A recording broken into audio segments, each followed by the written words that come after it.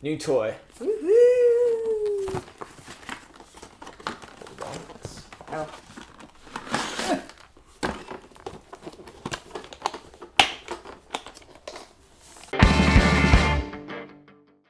So we got a new recorder. It's the Zoom H6.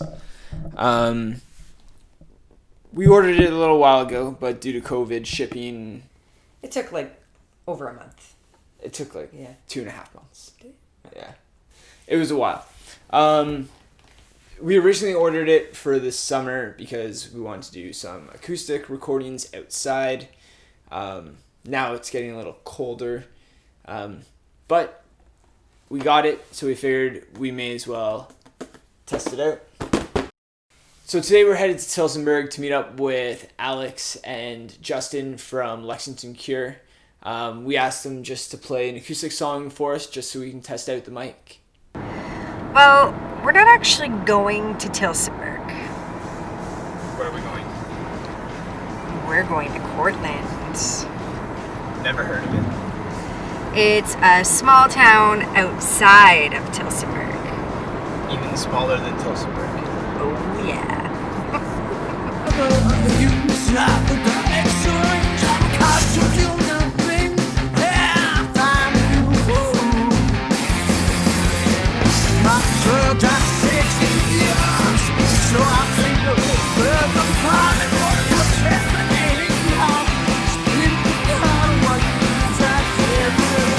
So while Chris was setting up, I was talking to them about how they got started. I met this guy. Fuck, you were what, 17? Why the hesitation? No, I'm just trying to think back. I think it was yeah, we met each other when because I bought you about booze. 16. We were on tour or something. Yeah, And yeah. I bought you booze, and that made me the cool older guy. Yeah, because you were older, so you were older than 19. Yeah, so that put me in the cool spot. You know. And so like our two other bands, like he was in a Walk Day the Stage, and I was in the first incarnation of an old band called Something Fatal, and we toured that, and then I think I was doing an album, and a lot of the members from Something Fatal, like you grow up, time kind of takes its toll, and you don't get to. A lot of people had to move on with their lives and couldn't keep doing music, and so I was kind of stuck with a half-finished album in his studio, and I reached out to him and said, "Hey man," because I remember I loved this guy's voice. Like I've honestly, like, I don't care. Like, I'll say this into the camera. I'll put a challenge out to anybody who can match this dude's range. I just remember being like, the guy's voice is phenomenal. And like, Probably the guy from Playing in Canberra.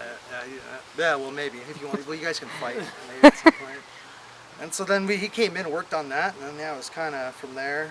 And then we just kept writing tunes together, and then basically we went through a couple different bands, and then finally we just set on the roster we have now, which is like Kyle, Alex, and Jackson, and like it just worked out perfect. It was chemistry. It was like poetry, chemistry, romance. It worked. It just worked. As much as we fucking might be dysfunctional a little bit, like it still works. What do you think about it? I don't know what the fuck I'm talking about. No, it was actually way more down in the dumps even than he's describing it. It was like I had a different band going at the time, and it was just like my own shit, and I was like starting to get at my own wit's end with my own shit, if you know what I mean. Like I didn't know what I wanted to do musically, creatively anymore, and people I was working with kind of were not seeing eye to eye. I remember I had just been told from my drummer and bass player to go drive our lead guitar player home and never bring him back again, or else they're gonna beat the fuck out of him. Oh boy. And I did that. I did the deed, and I came back, and everybody was sleeping, and I hadn't seen Farouche in like 3 years. And he just messaged me out of nowhere on MSN, so that. Oh boy, this is going back here. MSN. He messaged me on MSN and was like, "Hey man, what have you been doing?" And I was like, "Well, musically, like I was doing this, but as of like literally just now, I think I'm done with that." And he's like, "Well, I've been recording this album." He sent me an acoustic version of, or not an acoustic version. I think it was the two acoustic bass songs from the album. There was Russian Roulette, What's the Score, Bullet 1-0, and then Hand me those heels at Dress on the Rope, and I Yeah. think then it was the prose piece, the piece of advice for the Yeah. damned. So he sent me that stuff, and I was like, "Fuck, this is really good." And I was like, "Well, yeah, I would love to work with you on this stuff." But then we were both like in between jobs, we didn't have money. He was living in Dover, I was living in Tillsonburg. Yeah, we were not working. And it's like, oh well, all right. As soon as one of us gets gas money, we'll do Yeah, it. yeah, That is exactly basically, what it was. And then like a week later, I got like a random paycheck. We from a both job, got and it was then you HST checks. Oh, We yeah, both got yeah, HST yeah. checks. I remember we went and celebrated at Boston Pizza and got like we talked about the pierogi pizza, and I think that was like a big celebration. Yeah. And And so, then yeah, we hung out. We just started jamming tunes, and then like since then it was. it's been nonstop. We've been and then, jamming hardcore. Yeah, then the Lexington. Well, I think the Lexington Cure was always an idea for us. Like I knew the name. I knew the name. I wanted that name for sure. It was pulled from like one of my favorite writers, William Burroughs, and we pulled the name from Burroughs' book called The Junkie. That was basically, I guess, back in the 40s, what they would do is if you were like suspected any kind of drug addict, they would send you to Lexington, Kentucky. You had the option. You would get put before the judge, and they would say either you will do this set amount of jail time, or you can go to Lexington, Kentucky for the cure, which was a cure from heroin, where basically it was 7 days. It was 3 days on morphine, 4 days of straight detox. Then you got released, and it was as good as a jail sentence, which is it was funny. It was funny. It was to me. It was funny. Seems like a pretty good go. Yeah, it seems Yeah, like a pretty good I'd go and a say. good offer. I mean, but I mean, for anyone that's struggled with any kind of addiction, you know, it's not that simple. And I mean, so it was kind of a funny thing. So obviously everyone took the cure, and so the big joke on the street it was that everyone who had been to the Lexington cure kind of would kind of acquaint on the streets and the drug scene, and then that was. But I guess that's kind of the irony, right? Like back in the day, back when that was something that was implemented, it's like, oh, this is easy. It's a couple months. Like any addict's gonna take that because it's fucking easy. But it's actually not. Like people struggling with addiction like that, like you know, it's if you're struggling with withdrawal, like a day feels like an eternity. 100%. The worst part is, I think even more so, like we haven't come that far now, and I mean.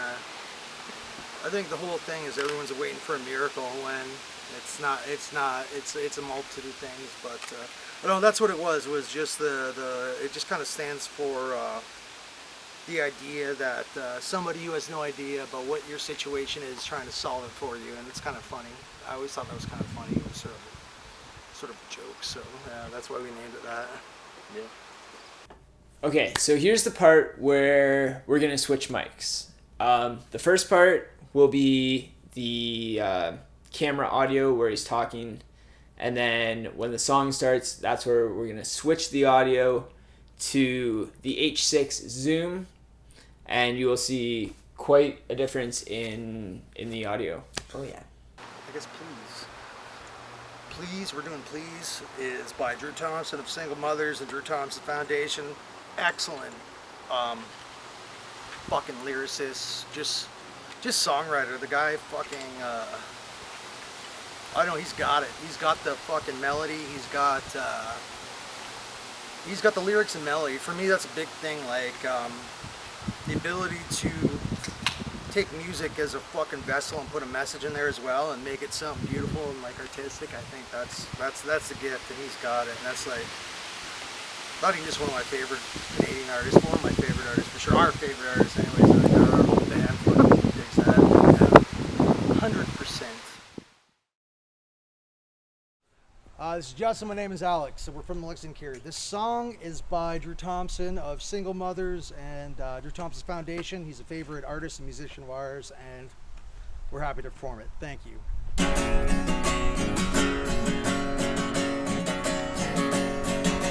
Don't you want to spend some time with me? Don't you want to spend some time with me? Don't you want to spend some time with me? You could love him. Just pay attention to me, please.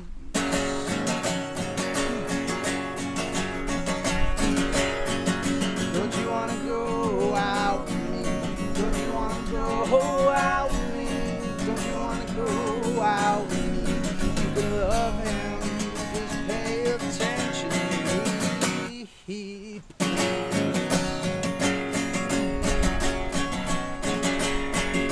Don't you want to go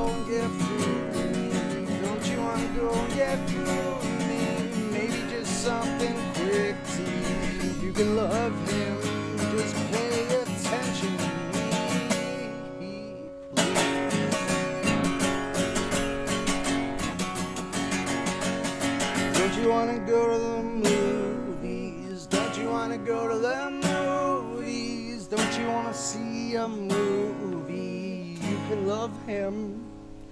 But there's just so much good shit to see this week. Please.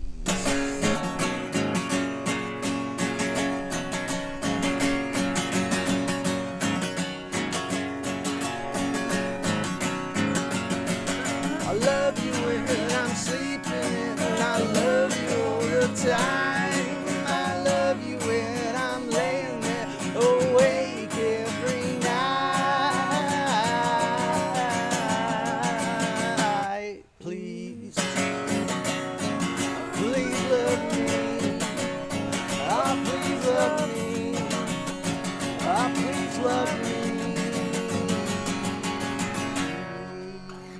Kind of fell apart at the end there a little bit, but.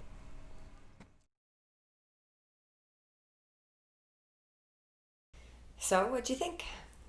I think that went pretty well. I think we can call that a success. Considering how windy it was, the conditions were not optimal for recording an acoustic song outside. No. But all things considered, I think it sounds pretty good. Sounds amazing. The H6 did a really good job. So look forward to more acoustic videos coming soon on the Incorrect Thoughts channel, and hopefully some official Lexington Cure acoustic videos. And thanks a lot for watching. Don't forget to like and subscribe, and we will see you in the next video. Bye. That's the story. I ran off stage. We were in Something Fatal one time. I ran off stage and puked and never came back.